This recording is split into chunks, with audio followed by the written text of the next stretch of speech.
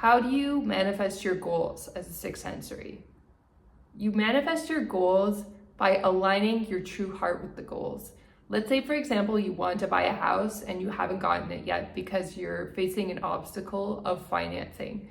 So the real obstacle underneath the financing is that your true heart doesn't want the goal. And that's often the case with things that we want in life. If you want to get married and you haven't married, that may be because your true heart doesn't actually want marriage. What you may want instead is freedom to work on your goals and dreams and ambitions. And when you realize that that's what you truly want, then you're going to align with the thing that actually works for you and is the thing that you really, really want in life. The next piece of trying to achieve your goals is you have to understand what steps you need to take in order to achieve the goals and start organizing them. So we can plan till the cows come home, and it is a good idea to plan. It's a good idea to have some organization around what we need to do. But at some point, you need to stop preparing and start doing. You gotta just jump in and start swimming in the pool. And that can be the hardest part. I know that from being someone who enjoys swimming. Like when I work out, the hardest part is just stepping in the pool sometimes and being cold and getting started. But I like swimming because it works out my body a different way. It's more gentle and yet more vigorous at the same time. I don't know how to articulate it, but it's a lot like that when you're achieving goals. We can plan, and plan things out in my head, like I'm gonna film X videos a day, do it on the weekend, do it in the morning or whatever. But when push comes to shove, you just have to jump in and start doing it. You know, you just gotta start filming. Click the button, film. And that's how the goals get done. That's how the huge, manageable goals get broken down. And if your heart's in it, then you're gonna achieve it. And then the next obstacle actually is to manage your obstacles.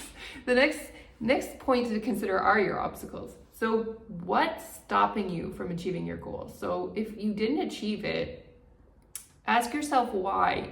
And usually it's your heart that's not in alignment, but there could be other factors.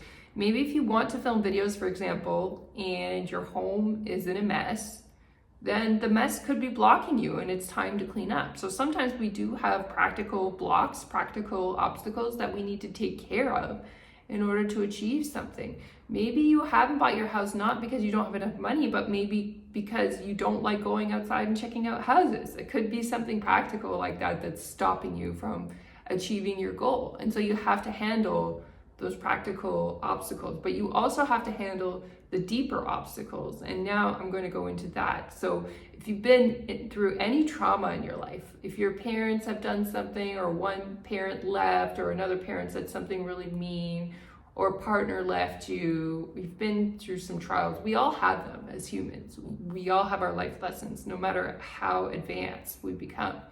And they just get bigger when we advance, right?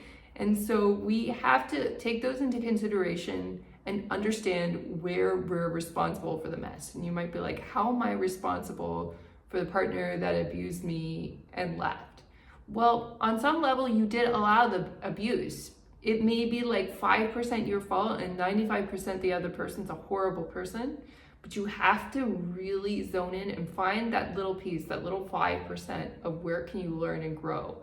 How can I transform my life and do better in the future? And when you find that little piece that you're responsible for, then that is like the key that unlocks the doors. There's this Greek god named Janus, who's basically the gatekeeper between the past and the future. And he has two faces. He has the one that's like the old man looking into the past, and then he has another one of the fresh-faced youth looking into the future. But what Janus is also known for is he's the holder of the keys and the doors to different portals, including the past and the future. And so if you want to open the portal of a beautiful future, one of the keys that you need in order to open that portal is you need to be responsible for your past. If you can figure out that nugget of life lesson, that nugget of information that's very difficult for you to process, that yes, again, I allowed somebody to abuse me in my life and it is my fault, and it's not society's fault for the hookup culture. It's my own responsibility that I allowed this to happen. Whatever that is for you, and it could be in a job, it could be in your family. When you figure out what that life lesson is, that is the key. And then that unlocks your future and creates the beautiful life. And the fun thing about life is that there are constantly doors and there are constantly different keys that we have to seek out in our lives.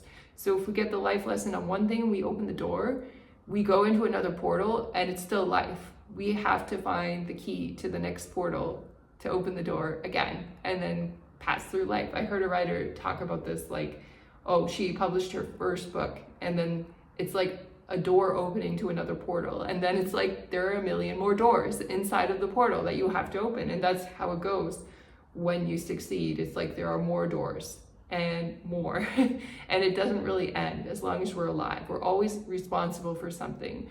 We're always looking for the key that opens the future. Now, having said that, you don't want to become too exhausted potentially chasing your life lessons.